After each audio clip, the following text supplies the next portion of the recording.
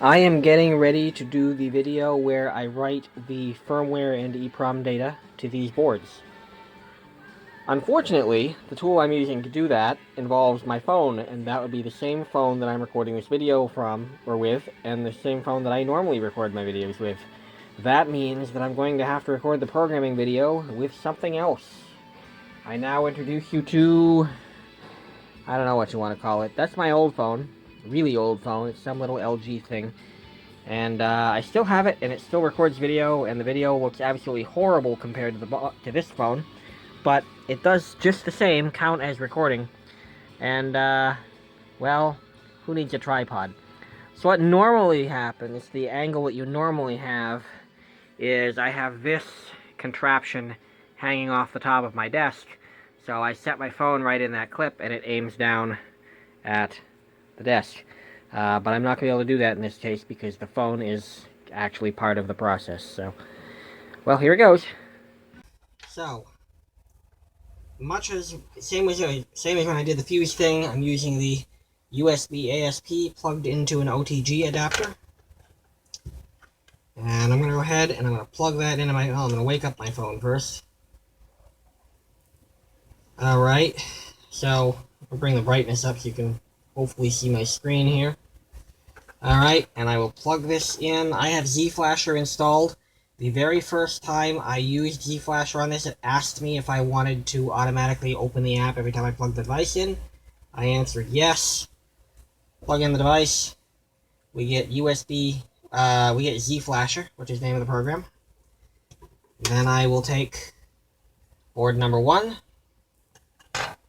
And so I've got pin 1 on this is not labeled. I'm going to have to use a Sharpie and just put a dot on pin 1. But pin 1 is on the bottom left. And on this thing, of course, it's keyed on the bottom. The little notch, sticky outy thingy. Plug that into there, into the ISP header. Let's label ISP. My phone went to sleep. Yay! Alright, so we are here. There's a button here that says auto. Actually, the processor that it's selected is already correct, but just in case, I like to hit that, and it makes sure that it's set to the right processor. Now, if we look over here at the fuses, we can read them, and so E2, D4, FF, and FF, I actually have them as listed as notes at the top of the code for the firmware for this. So we'll go back over here to main, and you can see I've selected already and I'll show you the selection process when I do the Eeprom. But this is set to the correct file name. The memory selected, I've selected flash. The action is going to be write. And now we'll click on this go button. And we have a lovely progress bar, white and blue, my favorite not colors. And verifying.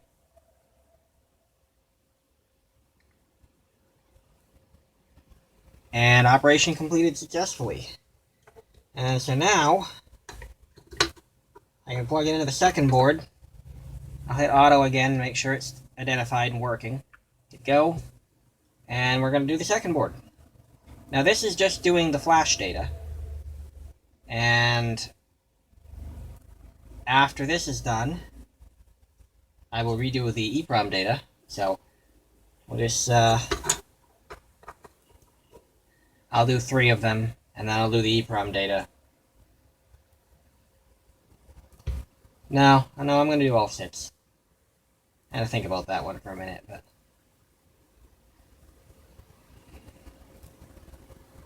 there's the third one. 4th one. The Eeprom data is faster because the Eeprom is smaller. There's less data to push through.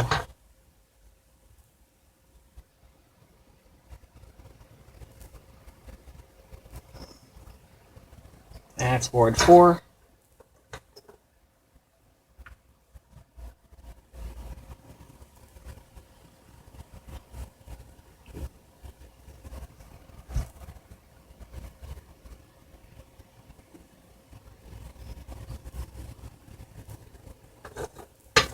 one more.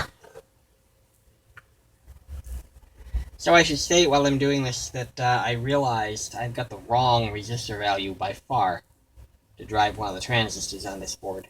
So there's going to be a little bit of an addendum onto this series where I'm going to desolder the 4.7K resistors that I put into the other boards, and I'm going to replace them with 220 ohm resistors.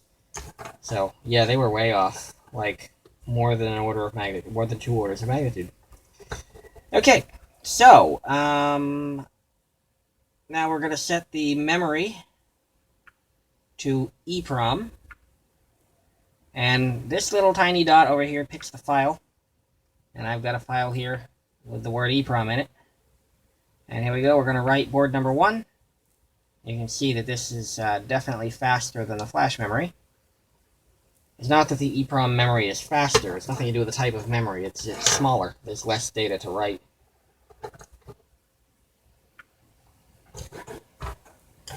I'm not verifying the chip in between. I did that on the first stage, I think. Maybe I forgot.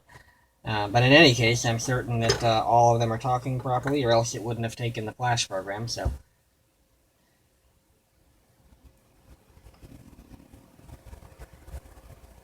So when we wrote the flash memory, that's the software, that's the code that makes the program work. But there are configuration settings, there are things you can change about the behavior of this through a menu system that I'll also show you in a minute. And that data, those settings are stored in the Eeprom. And if you,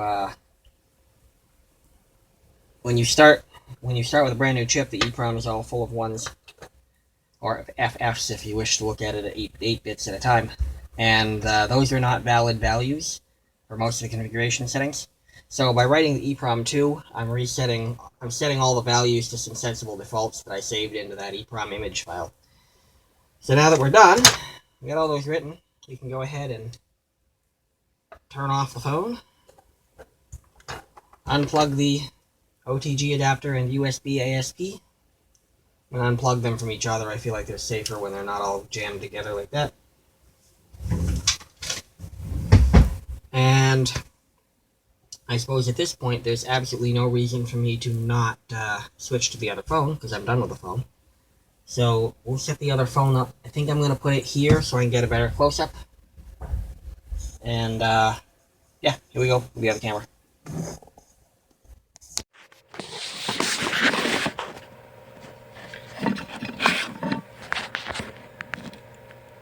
Alright, so this should be a halfway decent camera angle. I'm going to get the rest of our operation over here. I got the 6 boards that I just programmed. Now we'll load up get my little configuration station here. And some power for it. If I can get that wire unjammed from my desk. There we go. Make sure that doesn't burn itself on the soldering iron. Alright, so this is the programmer, and it's a little more complicated than it is right now than normal, because in the real world you'd be carrying around just this part, and this board would be inside an arcade game and would be powered by the game. I don't have any actual arcade machines here, so what I've done, since that thing needs to have some sort of power, I'm powering it. I'm backfeeding the well, it's not backfeeding. I'm powering the ICSP port, the in-circuit programming port, which has a ground and a VCC, and I'm feeding those off the ISP port on this. And I've got all 6 wires hooked up here because this is a cable that I had made for something else, but it does separate power and ground, or ground and VCC over to here, which I've then joined onto this wire, which goes to another one of my little 6-pin things that I made, and that it plugs into that board. So the regulator that's here on the programmer is outputting through the ISP port, which goes back into the other one. So we got that extra wire set there. These 4 wires here, this connection is the normal programming port. This is the part that would normally have a cable that goes from it to a similar connector on inside the game on one of my boards. And we do have that, in addition to the power thing, and hence the complicated view here. So, I'm going to connect the power to the programmer. You'll see the programmer will boot. I should be, technically speaking, I should be holding this sideways. We'll see how I'm going to do that. I'm not sure how I'm going to handle that, but... So we got waiting for device. So we'll take board number 1 here. Oh, I do have one. I do have the pin number labeled on there. I didn't realize that. So, I know that the power pins are on top. Pin 2 is VCC. So, I got my red and black wires. The only color code I bothered to use, red is VCC and black is ground. I'm going to aim it that way. And we still say waiting for device. Got this 4-pin plug that's going to plug into there, into the other header on the board. I'll plug that in now. And waiting for device still. That's not good. Oh, I got at least a plug not in all the way in or something somewhere. So anyway, there we go. And I scroll through those. Nah, we got a bad cable, or a bad connection. Probably that one. Or we either have a bad connection or that firmware is not running, or that processor is not running correctly. But I'm really suspecting it's a connection, because I'm using a really cheap breadboard to bridge these terminals, to bridge these things together, these DuPont connectors. And it's been flaky before, and I think it's that. So, alright, scroll through the options. There we go. Yeah, it was the connections.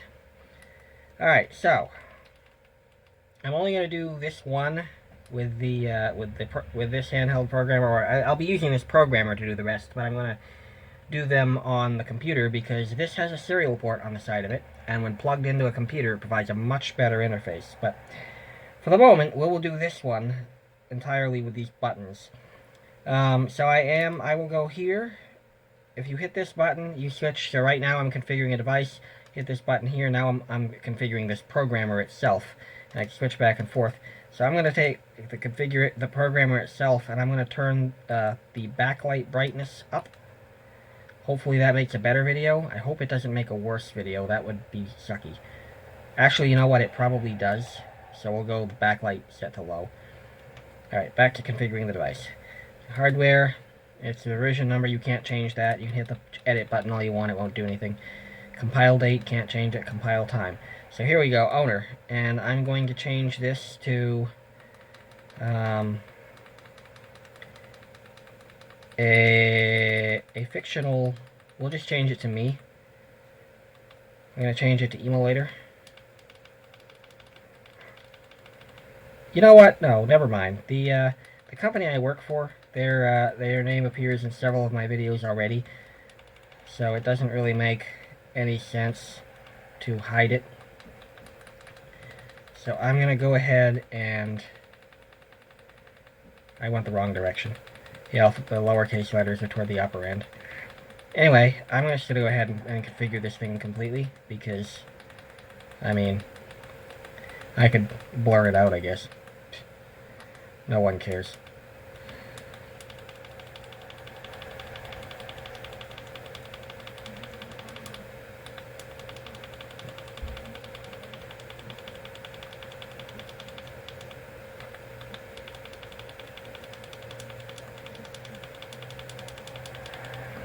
Alright, now here's a trickery. A bit of trickery. See that blinking block thing? Notice? I'm failing to show you that, but anyway, it's not always there. I can't seem to get it to go away right now, but it isn't always there. It's blinking, and it's a 0. It's a null. It's the end of line. Oh, crap. I let that expire. Crap, I forgot there was a timeout on it. Well, that sucks.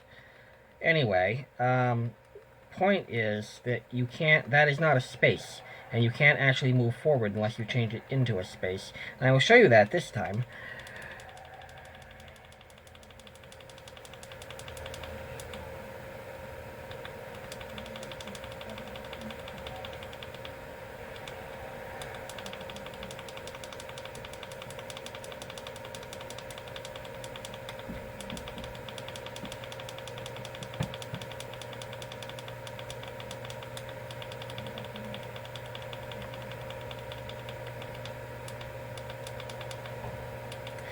Alright, so if I try to hit the button to go to the next character, it assumes I'm done. It goes right out of editing mode.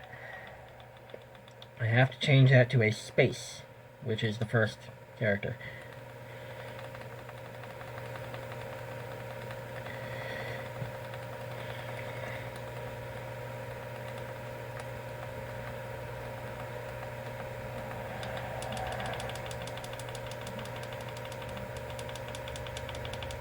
I always hated entering data this way.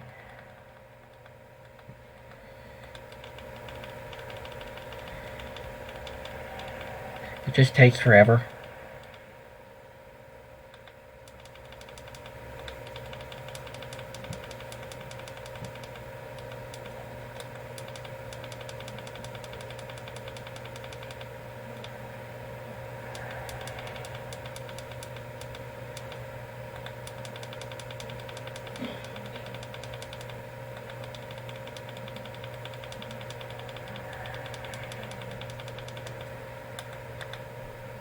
Okay, and you saw on the end there, get right to the end, I got that 0 again. It means that's a blank character. By the way, this button is the back button, and if you go all the way back, it exits out of programming mode or edit mode without making any changes. It goes back to the original setting. Alright, title is, so this is going to be, this one is intended to go in their shooting gallery, which they call Bonanza.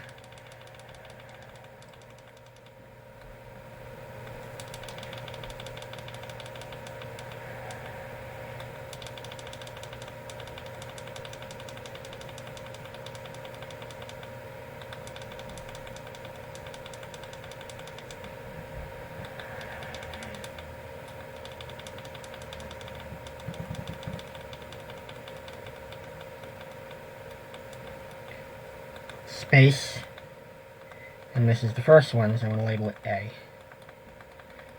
Again, I'm not going to do all of them this way, because when you plug it into the computer, the interface is much easier to use. But this is that's the idea anyway. So Bonanza takes 3 coins, and it doesn't give tickets.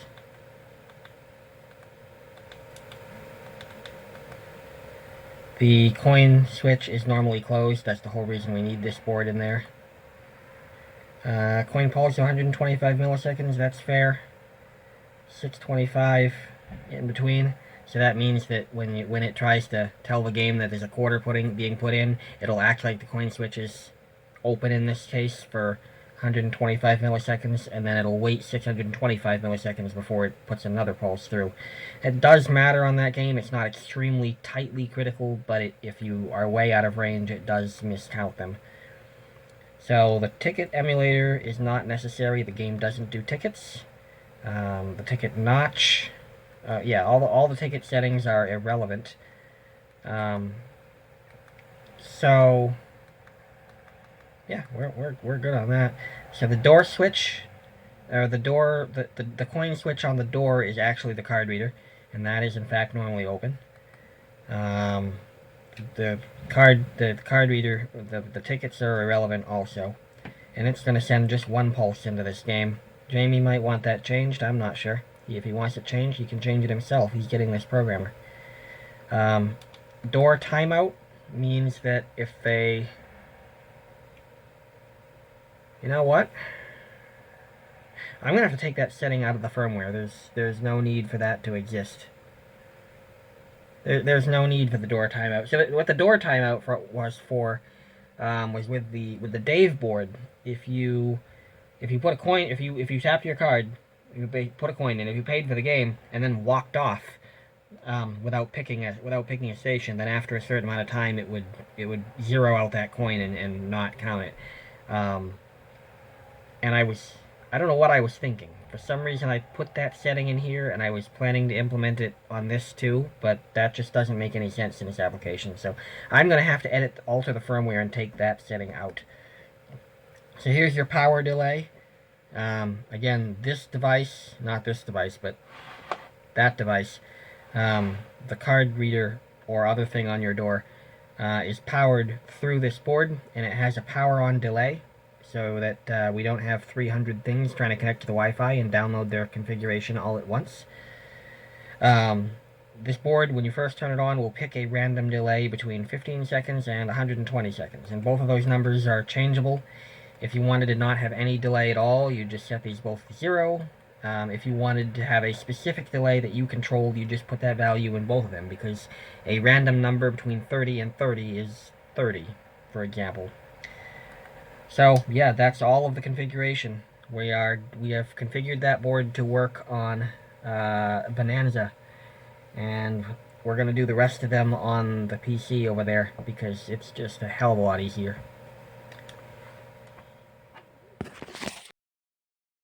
This is a regular USB serial adapter. It's one of the Prolific off-brand, who knows. I don't know if it's original Prolific chipset or if someone is one of the counterfeits. I have no idea. I got it cheap with something. I'm going to plug it into the serial port that's on the side of this programmer here. And you notice that that board is still plugged into the programmer. So, assuming the power adapter reveals itself sometime soon, it seems to have gone AWOL. Alright, I found it. It's over on the other desk. We'll go ahead and I'll plug that into the wall and snake the cable up here to power the programmer. And before I even actually do that, I'm going to, which screen are you going to see better? Probably doesn't matter. 6 of one, half a dozen the other. We'll take this. I'm going to open PuTTY. And this is just regular serial terminal, basically. And I'm going to, I've got some settings already saved. It's COM7, which is that serial port, at 115.2 kilobits per second. I'm going to go ahead and I'm going to open that profile. And I'm going to bring that over here. And I'm going to stick my head up real quick and make sure that that's showing up well on the camera. And you know what? I think it's close enough. I will drag it down toward the bottom of the screen because I think you'll get a better view. And now I will connect the power to the programmer. Or try anyway. There we go. And this is what's coming in over the serial port. We're booting, and there we go. So those are all the settings we typed in yesterday, because I still have that board plugged in. As you can see, I entered the owner name and the title of the game, and set the coin count to 3. You can see pretty well what I everything I entered for settings yesterday. That video actually was yesterday. It's been a day. So what I'm going to do now is I'm going to go get the other boards, which are right behind me here. I actually have most of them in my hands now. 4, 5, 6, 2, 3. We're good. Alright, so here are the rest of those boards. So I will take this one, which is number 2. And I will just... So I'm on that spot for a reason. I'm sitting on top of that owner thing right there. This is not a feature of the programmer, but as it happens, it does not know when I've unplugged the device. So it stays where it is. And it remembers what setting it's on and what the text of the setting is. So if I then plug in another board, go to edit that, it has now edited it. Now, the catch to that is that as soon as I switch, it loads the data from the thing again. So as soon as I move around, it no longer remembers its settings. But the one where I was sitting, it remembers. So this is Bonanza B. Also a coin count of 3. Ticket worth is 0. Ticket B worth is 0. Coin polarity is normally closed. And basically, I'm now going to go through, and I won't do it on video because there's no need to. And I don't have much to say today. Really, the only content of these videos, I mean, it's not exciting watching me solder stuff. The content is me babbling. And I don't have anything to babble about today. So, that's it. That is the quicker and much easier way to configure these boards. Obviously, it is a lot quicker to just type things with the keyboard than it is to use those silly buttons. So, I'm going to program the other, well, 4 now. We did one with the programmer with the buttons and one with this. And I got 4 more to do, and I don't need to do those on camera. But this is the much, much, much easier way to use this programmer. If you end up with any of my boards, if you end up with one of these programmers, they all have the serial port on them. You can use the buttons on the programmer, or you can use the serial port. Either one works. As you can very well see, the serial port is a lot quicker to configure things with. That's all.